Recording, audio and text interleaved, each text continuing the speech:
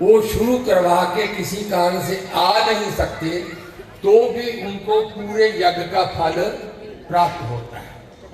इसलिए महापुरुषों ने ये पूजन, ये कलश यात्राएं प्रारंभ की थी, ताकि व्यक्ति के, जब आप देखो घर से निकले, आपके मन में एक ही विचार था कि मैंने कलश उठाना है, आज राम जी की कथा का प्रारंभ होना है। ये साध विचार आना ही हजारों यज्ञों का फल देता है कलयुग में। महर्षि तुलसीदास जी ने लिखा है कि कलयुग में विचार कर लो ना कि मैंने यज्ञ करना है, और यज्ञ कर नहीं सके तो भी फल प्राप्त होता है। इसलिए जिन लोगों ने पूजन कराया, जो बेटियां और बच्चे इस आयोजन के प्रारंभ में जुटे हुए हैं, जिन्होंने पूरा प्रबंध किया है, और जिन बच्चियों के कारण आज कलश यात्रा प्रारंभ हो गई, और उन्हीं का मातृशक्ति का आशीर्वाद पूरे समाणा मंडी को मिलेगा। और हम यही चाहेंगे कि सदा सुख शांति बनी रहे, बच्चों के ऊपर, सभी परिवारों के ऊपर, सभी प्रसन्न रहें, खुशहाल रहें, स्वस्थ रहें और प्रभु के साथ जुड़े रहें। बस एक मन में आप रखना है, जब कलश उठाओ कि हे प्रभु राम सब पे कृपा रखना। ऐसा संकल्प करके चलोगे तो आपको पूरे यज्ञ का फल प्राप्त होता रहेगा। इसलिए आप बधाई के पात्र हैं जिन्होंने इस आयोजन को प्रारंभ किया है, या आयोजन करता है, जिन्होंने इतने बड़े टेंट लगवाए, लोगों को प्रेरित किया। आप लोग आए, आप लोगों के कारण कथा में लोग आएंगे, तो ये फल की आप लोग गिनती नहीं कर सकते।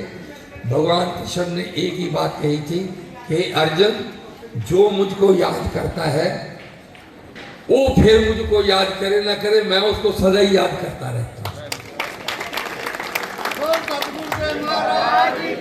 एक आपने हनुमान चालीसे में पढ़ा होगा एक पंक्ति, साधु संत के तुम रखवारे, होत न आज्ञा बिन पैसारे। जब साधु कह सकते, साथ संत क्यों कहा, दो शब्द क्यों बरते?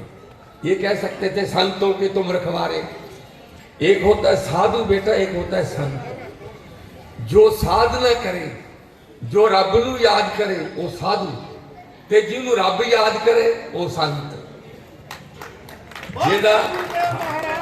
जो रब नू याद करे वो साधु, ते जिन्हों रब याद करे वो संत। इसलिए तुसी ऐस वेले जो वातावरण है ना, थोड़ा संता वाला वातावरण है। भगवान विष्णु का, उस महाशक्ति का आज सत्संग में वास है। क्योंकि नारद जी ने एक बार भगवान विष्णु से पूछा कि प्रभु आप रहते कहाँ हो? तो भगवान विष्णु कहने लगे, ना तो मैं वैकुंठ में रहता हूँ, ना अहम वसामि वैकुंठे, योगी ना में हृदय न चाहे, जब तक मद वक्ता गायन्ति तब तक तिष्ठामि नारद। हे नारद, ना मैं वैकुंठ में हूँ, ना मैं कैलाश पे हूँ, ना मैं समुद्र में हूँ, और जहां मेरे भक्त बैठ करके मुझे याद करते, मैं उनके बीच में आके बैठता। तो ना जाने किस आत्मा में, किस रूह के ऊपर परमात्मा की कृपा हो, और उस रूह के कारण अपने ऊपर भी कृपा हो जाए। तो बोलो सारे जय श्री राम, और यात्रा को करें प्रारंभ, और प्रभु को याद करते रहें।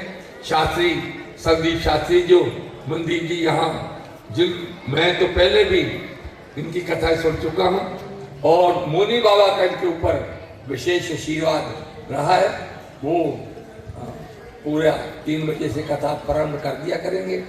आप सब ने आना है, आना भी है, लाना भी है। तो अब हाँ जी, कैसे